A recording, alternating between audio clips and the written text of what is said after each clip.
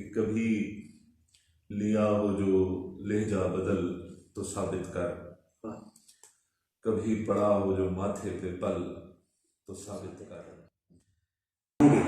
आज की वीडियो में हम आपकी मुलाकात भावलपुर की मारूफ शख्सियत गवर्नमेंट एससी कॉलेज के प्रोफेसर, शायर, मुसन्निफ, अदीब जनाब आसिफ सकलैन साहब करवाएंगे और उनसे जानेंगे उनकी ज़िंदगी के दिलचस्प हालातों। वालेकुम सर। वालेकुम अस्सलाम। सर क्या हाल है? ठीक है सर? अल्हम्दुलिल्लाह अल्हम्दुलिल्लाह। ठीक है सर। सबसे पहले तो आपका शुक्रिया अदा करता हूँ कि आपने अपनी कीमती टाइम में से हमारे लिए टाइम निकाला। तो सर सबसे पहले हमारे व्यूअर्स को ये बताइएगा कि आपने अर्ली एजुकेशन कहाँ से हासिल की? जी, पहले तो मुझे भी शुक्रिया अदा करना चाहिए, सुहेब आपका भी और आपके डेली इन्फो का भी। तो अर्ली एजुकेशन जो है वो मेरी आप उसे बिल्कुल तालीम का अगर आगाज़ कहें तो वो बलूचिस्तान की। अच्छा सर। मेरे वालिद साहब बलूचिस्तान पुलिस में थे, मेरे बड़े भाई जो है वो बलूचिस्तान लोकल गवर्नमेंट में मुलाजिम थे।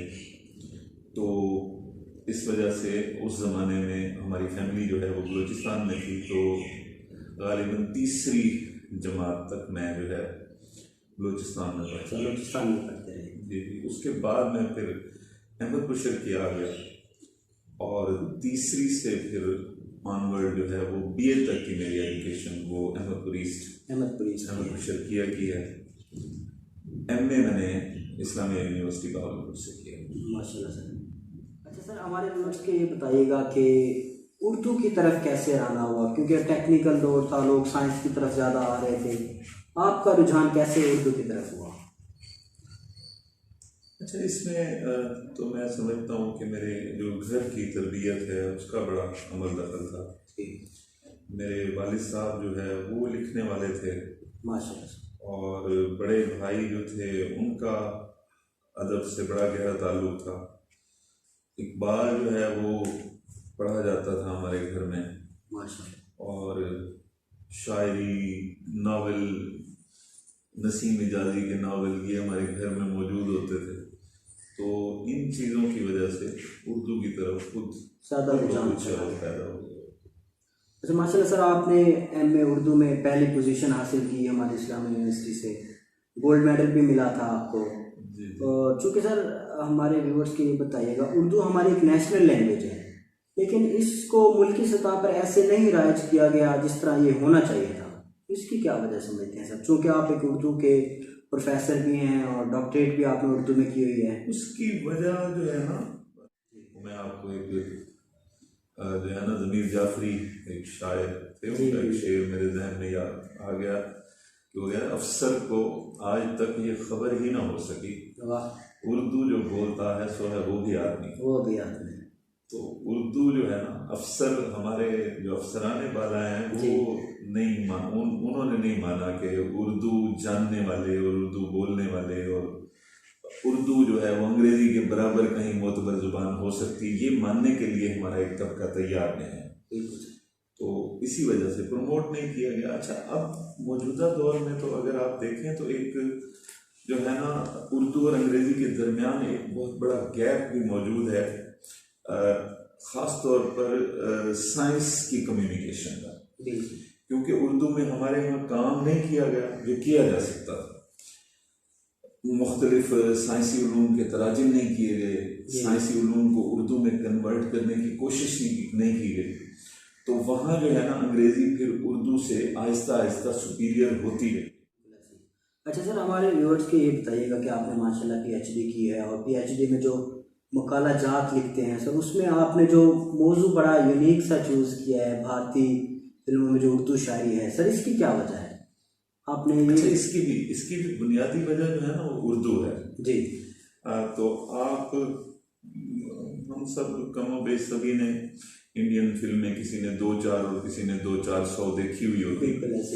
तो आप इंडियन फिल्म देखते हैं ना जब, तो उसमें आपको मकालमे जो नजर आते हैं, जो डायलॉग होते हैं किरदारों के, उनमें आपको बहुत से हिंदी लफ्ज मिल जाएंगे। बिल्कुल ऐसे। अच्छा, हर किरदार दूसरे से बोलते हुए ना कोई वो साफ, जिसको वो शुद्ध हिंदी कहते हैं, शुद्ध हिंदी के अल्फाज बोलेगा। जी। जो आम आदमी जो है ना, वो कोई 10-15 फिल्में देखेगा तो फिर उसे वो लफ्ज समझ आने लग जाएगा कि ये इस कैफियत में बोला जाता है, इसके मानी ये है। बिल्कुल ऐसे। तो लेकिन आप कभी इंडियन फिल्म पोएट्री देख लें, हिंदुस्तानी फिल्मी शायरी देख लें, मतलब उनके जो सॉन्ग्स हैं, हाँ, जो गाने देखेंगे उनमें आपको वो लफ्ज बिल्कुल नहीं नजर आए। बिल्कुल नहीं है।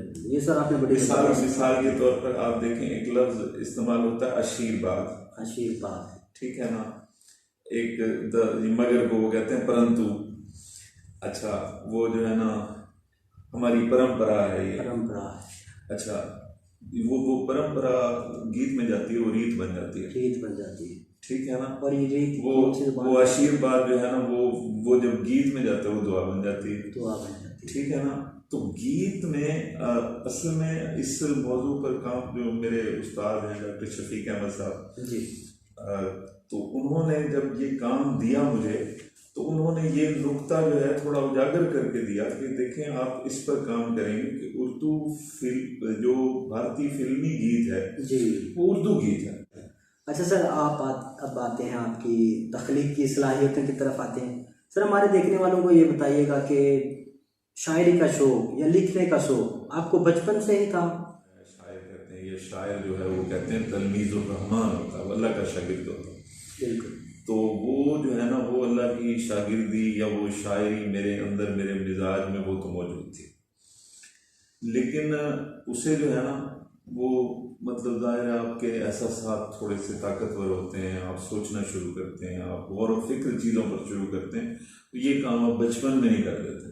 आप एक ख़ास उम्र के बाद 15, 16, 18 बरस की उम्र में आप चीज़ों को, अशिया को, लोगों को ऑब्जर्व करते हैं, आप एहसासात को, अपने जज्बों को देखते हैं, तो फिर उस पर शेर कहने लगते हैं। तो वो उसी उम्र में मुझे ये भी लगा कि शायद मैं कह भी सकता हूँ, लिख भी सकता हूँ, तो लिखना शुरू कर दिया।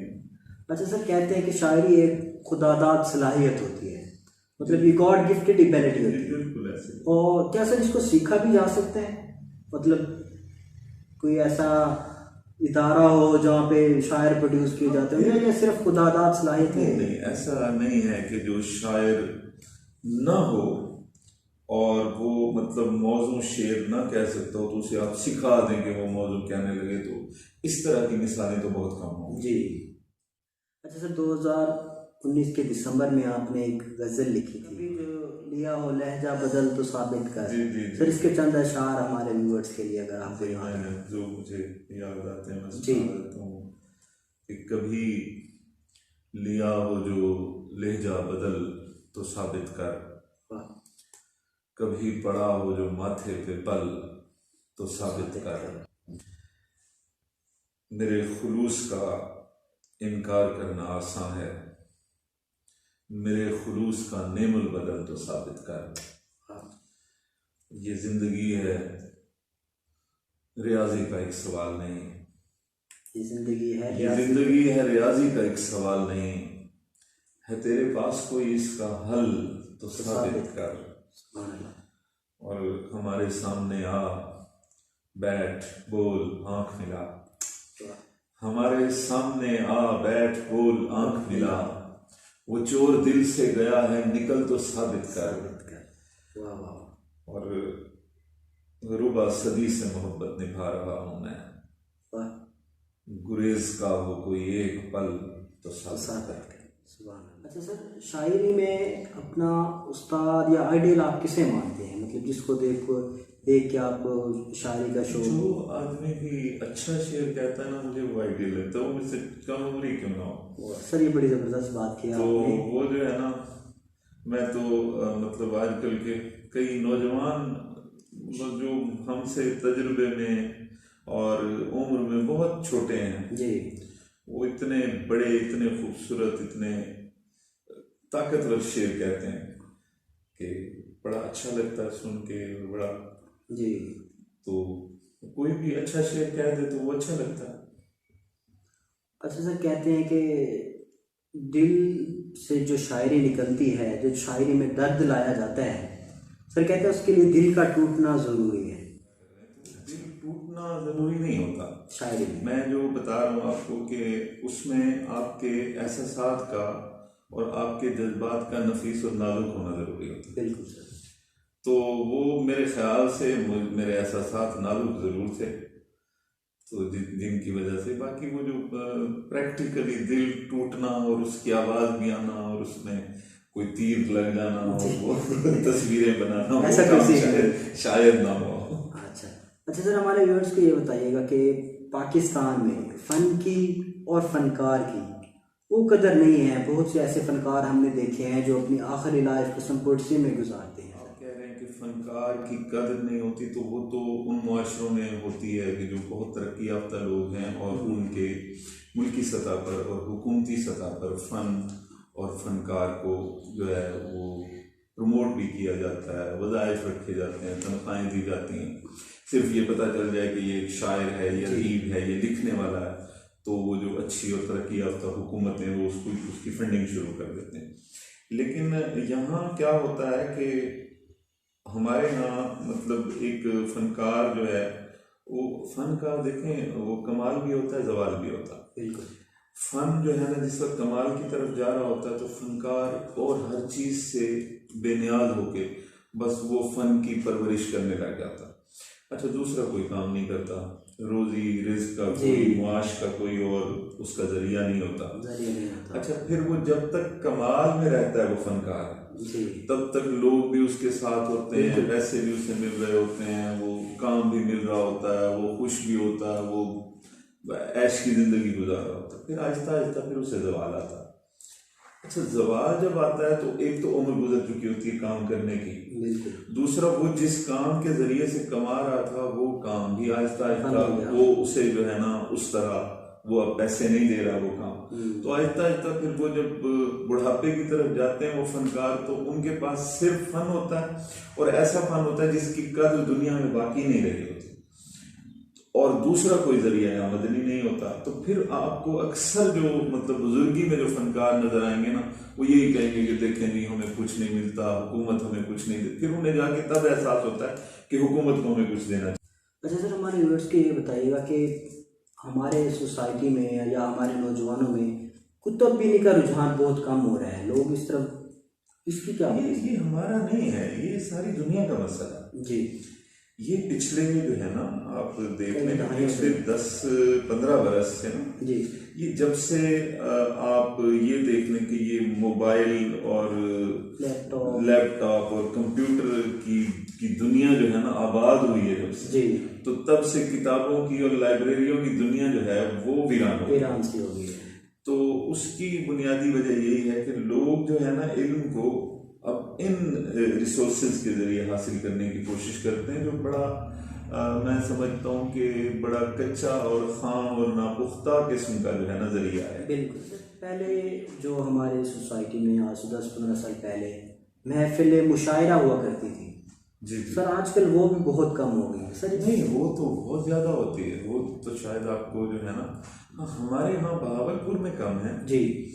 तो आप दुआ करें, मैं तो जो है ना आज भी प्रिंसिपल साहब से कह के आया हूँ कि हम जो है ना ऐसी कॉलेज में एक कोई अच्छा सा मुशायरा कराएं। माशाल्लाह सर। तो जो है ना मुशायरे अब जिस तरह और जिस लेवल पर, बल्कि मैं तो अब आपको बताऊं कि मुशायरा अब किसी ज़माने में भी नहीं था, अब कमर्शलाइज हो गया मुशायरा। बिल्कुल सर, ऐसे मतलब मुशायरे की जो टिकट्स हैं ना वो कभी नहीं बिकती थी, वो अब बिकती हैं। आखिर में हमारे जो स्टूडेंट्स हैं उनके लिए कोई एक पैगाम अच्छा पैगाम तो सुहेल भाई, पैगाम जो है ना वो सिर्फ और सिर्फ वो इल्म और अमल का पैगाम है। ये जो मतलब सिर्फ डिग्री हासिल करने का रवैया है ना, तो ये नस्लों की बर्बादी है डेफिनेटली। कि आप मतलब सबसे पैसे ले लें, इसका मतलब तो यही है ना कि लाइन लगा लें, हाँ जी फीस कौन कौन भर सकता है, तो जो लोग फीस दे सकते हो उनको आप फीस ले लें और उनको डिग्री दे दें, दरमियान में हासिल वसूल कुछ ना हो। तो ये जो रवैया है ना इससे बचना बड़ा ज़रूरी है। अगर तालिब इल्म खुद कुछ करना चाहता है तो उसके अपने जाती सर्वाइवल के लिए ये जरूरी नहीं है कि उसके पास डिग्री है। बिल्कुल सर। उसके सर्वाइवल के लिए ये बहुत जरूरी है, उसकी नस्लों के सर्वाइवल के लिए ये बहुत जरूरी है कि उसके पास उस डिग्री का इल्म